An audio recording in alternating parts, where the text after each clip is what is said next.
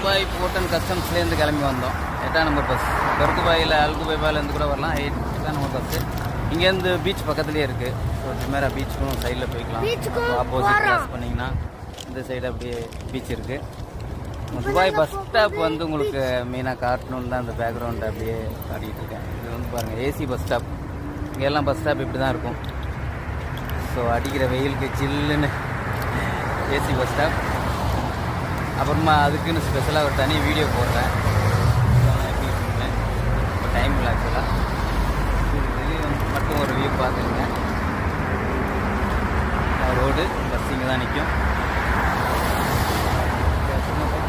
Just அப்படியே நாங்கள் ஒரு வாக்கிங்கில் போகிறோம்.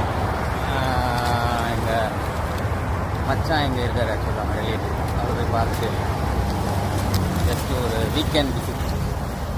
என் சன் கூட ஒரு வாக்கிங்.